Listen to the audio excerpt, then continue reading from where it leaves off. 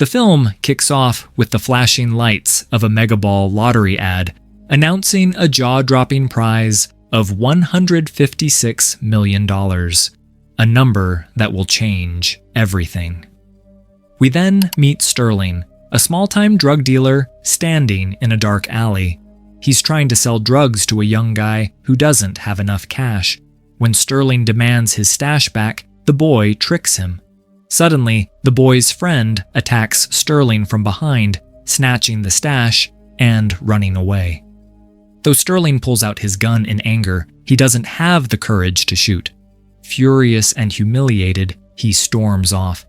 Next, the story shifts to a small convenience store owned by Amir. A police officer named Cody enters to use the restroom, and Amir politely guides him. Inside the store, a couple, Abraham and his pregnant girlfriend Anna Marlene, are shopping for ice cream, excited about their future baby and clearly in a happy mood. A little later, a rich man named Laird walks in, followed by Sterling, who's only there to buy a drink after losing his stash. Laird rudely mocks Amir, showing his disdain for poor people. But everything changes when Laird scans his lottery ticket and realizes he has won the $156 million jackpot. Amir double-checks and confirms it, both of them thrilled.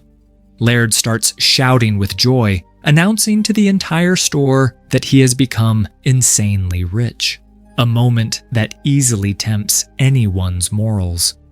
Hearing this, Sterling's greed completely takes over. He quickly covers his face with a magazine, pulls out his gun, and demands the ticket from Laird. At first, Laird refuses, terrified, but Sterling warns he'll do anything for that kind of money. Fearing for his life, Laird finally hands over the ticket. Meanwhile, Cody, still in the restroom, hears the commotion and rushes out with his gun drawn. He immediately aims at Sterling, demanding he drop the weapon. Cody orders Sterling to drop his gun, but Sterling refuses to surrender so easily. In a split-second decision that changes everything, Cody fires his weapon. But instead of hitting Sterling, the bullet strikes Laird, the rich man, killing him instantly. Everyone is frozen in shock, even Cody, who can't believe what he's done. Trying to recover, Cody turns his gun back toward Sterling, but Sterling shoots first, hitting Cody and leaving him badly wounded and bleeding on the floor. In the chaos, Amir also pulls out a gun in self-defense, but Sterling quickly overpowers him, punches him hard, and breaks his nose. Meanwhile, Abraham and Anna watch in terror as two people die right before their eyes. Sterling then points his gun at Amir and orders him to delete all the store's security footage. Amir tries to lie, saying the cameras are just for scaring kids, but Sterling sees through it immediately. Under pressure, Amir admits the security system is set up in the back room. Sterling forces Amir to lock the doors and turn off the lights so no one outside gets suspicious. He also takes everyone's phones and personal belongings to stop them from calling for help or exposing him. Next, Sterling demands that Amir move the bodies and hide them somewhere. The bodies are heavy, so Abraham steps in to help, even though Anna is terrified. Abraham encourages her to stay strong. After moving the bodies, they clean up the store to erase any trace of the violence. Although this twisted plan is all Sterling's idea, the others are left with no choice but to follow along for their own survival. Finally, they head into the back room to start deleting the security footage, trying to cover up the nightmare that just unfolded. In the back room, Amir tries to calm Sterling, who's shouting and panicking. Amir tells him, "Look, you can't kill all of us. What's your real plan?" But Sterling doesn't really have one. Amir points out that even if he deletes the footage, it won't be easy to escape with such a massive amount. The store is officially involved in the winning ticket, and if the lottery officials suspect anything, they could lose everything. Plus, 2 people are already dead, including a cop. making the situation even more dangerous. Then, Amir suddenly changes his tone and pretends to side with Sterling. He offers to help create a believable story to cover it all up. Sterling starts manipulating Abraham and Anna too, playing on their struggles and dreams. He promises them $6 million if they agree to help him, and offers Amir $4 million. Ironically, Amir would have legally received around $7 million without any bloodshed. Sterling suggests a fake story. A random black man came in to rob the store and killed Laird. But his plan sounds weak and unconvincing. Anna is the only one who clearly refuses, terrified of getting caught by the police. On the other hand, Abraham is tempted. He wants a better life for their unborn child and slowly starts leaning toward Sterling's offer.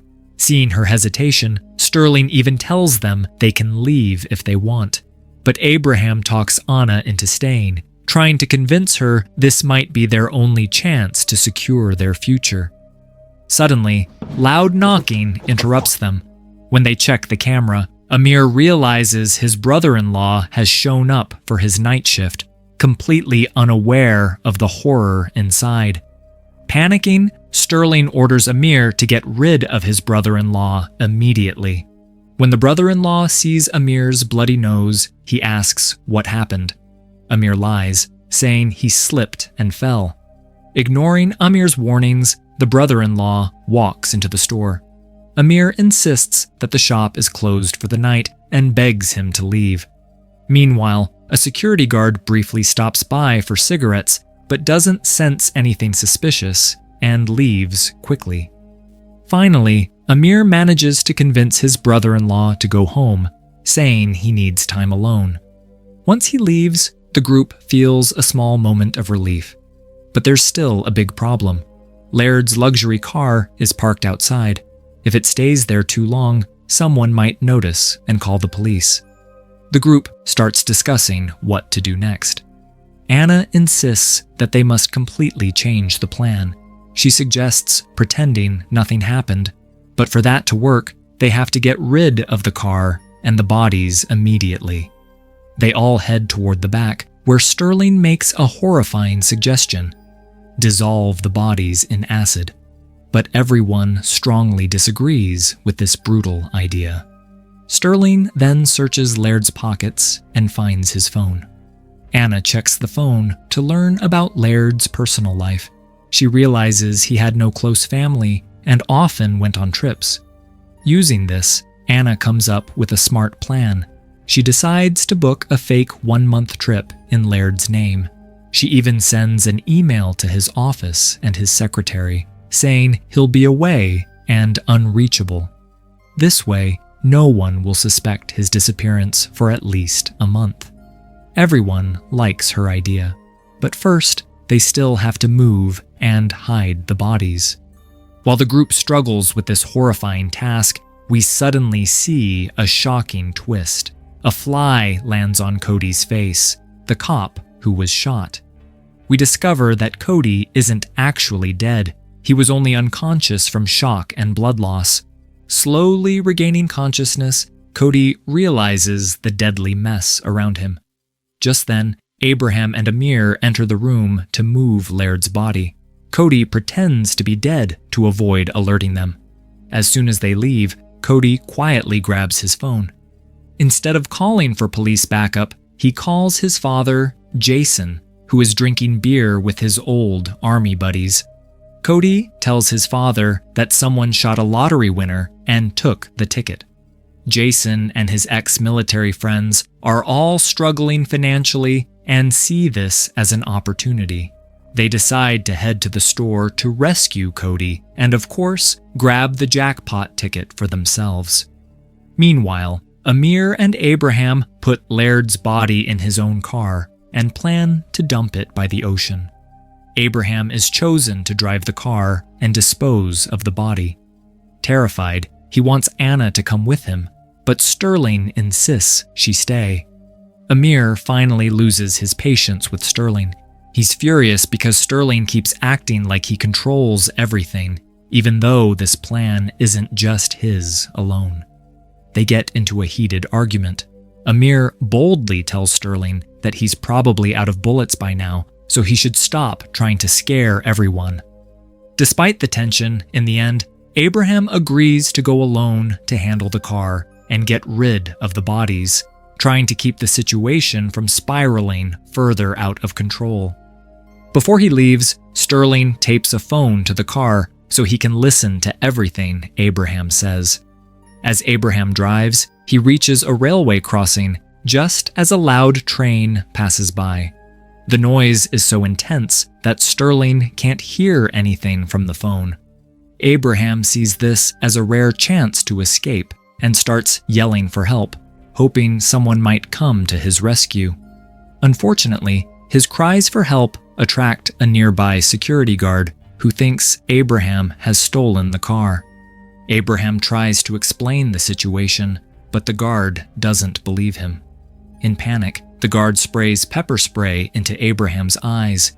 A struggle breaks out, and during the fight, the guard accidentally falls and hits his head, dying instantly. Shocked and desperate, Abraham quickly hides the guard's body in the trunk, along with Laird's body. Now, he's stuck with 2 dead bodies and no clear way out. Back at the store, the group anxiously waits for Abraham to return. While they wait, Sterling and Anna start talking. Anna opens up about her life, how her boss fired her when he found out she was pregnant, and how she later met Abraham. Sharing these personal details, Anna becomes emotional, and for a moment, they all seem more vulnerable and human. But they have no idea that danger is already outside. Earlier, Cody had secretly called his father, Jason, and now a group of ex-military men have arrived in a van. They're just waiting for the perfect moment to strike. Inside, Amir confides in Anna. He tells her he doesn't trust Sterling and believes Sterling will betray and kill them all. Determined to act first, Amir grabs a hammer and moves toward Sterling to end it before it's too late. Just then, a sudden burst of gunfire erupts as the ex-military team storms in. In the chaos, both Amir and Sterling are shot and killed, leaving Anna alone and terrified. While all this happens, Abraham, still on the road, hears gunshots through the phone Sterling had taped to his car. Scared, he keeps asking if everything is okay, but there's no reply. Inside the store, Jason searches every corner to check for anyone hiding. He finds Anna lying on the ground with a plastic bag over her head, pretending to be dead. But Jason is no fool. He is experienced and suspicious. He steps on Anna's hands, trying to force her to move. Anna stays completely still, not making a sound or any movement. Just as he is about to kick her stomach to make sure she's really dead, Abraham's voice comes through on the taped phone call, revealing that he is still out there. This confirms Jason's suspicion that there are more people involved. He leaves Anna for a moment and starts checking other rooms.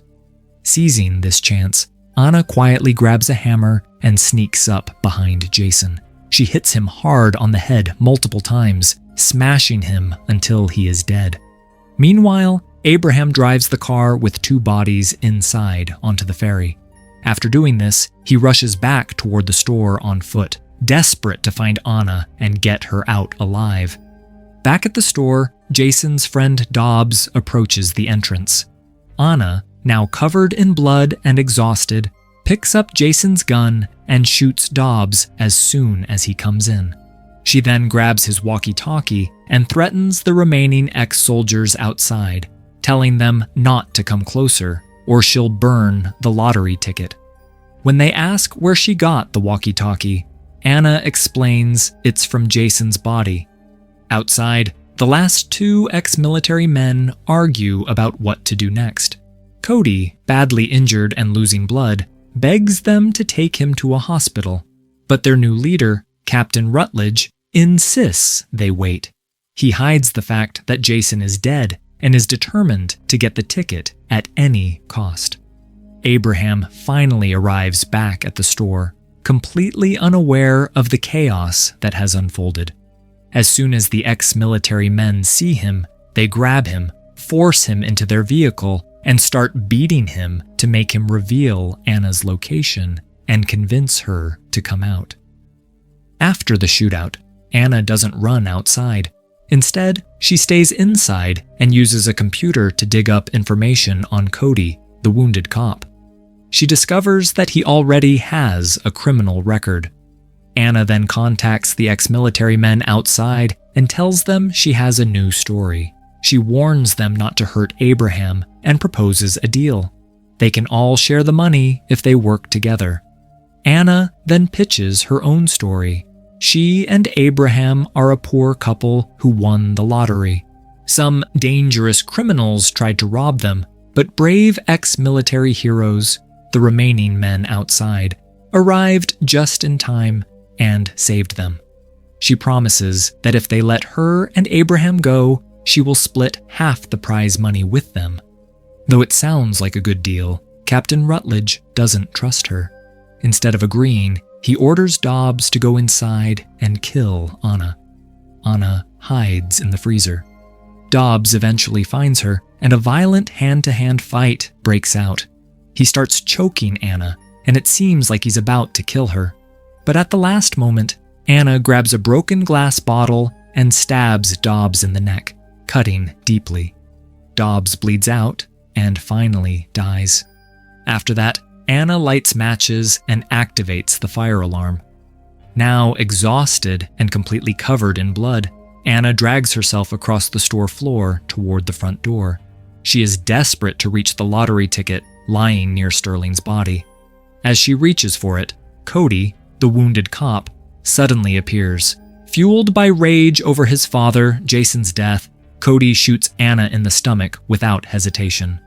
Anna falls, severely wounded but not yet dead. Before Cody can finish her off, Abraham and Captain Rutledge rush in. In a shocking twist, Captain Rutledge walks up to Cody and shoots him dead with his own gun. Rutledge believes Cody has become a liability, someone who could expose them all. Rutledge then turns to Abraham. Surprisingly, instead of killing him, Rutledge sets him free. He knows he needs Abraham and Anna alive to complete the story Anna had proposed. Moments later, the police finally arrive and secure the scene. A few weeks later, we see Captain Rutledge on a national TV talk show, now celebrated as a hero. Thanks to the false story Abraham and Anna gave, Rutledge is praised as the brave veteran who saved an innocent couple from ruthless criminals. As a reward, he receives half of the lottery winnings, around $78 million, and is treated like a national icon. Meanwhile, Anna is shown in the hospital, slowly recovering from her gunshot wound. Despite everything, she survives. People feel sorry for her and admire her for enduring so much tragedy, sending her gifts and support. In their hospital room, Abraham and Anna discuss their future, finally safe but forever changed by the nightmare they survived. In the final scene, we see the car containing the two bodies parked somewhere. A dog and a man stand nearby, suggesting that this secret might soon be discovered and everything could come out. With this, the film ends.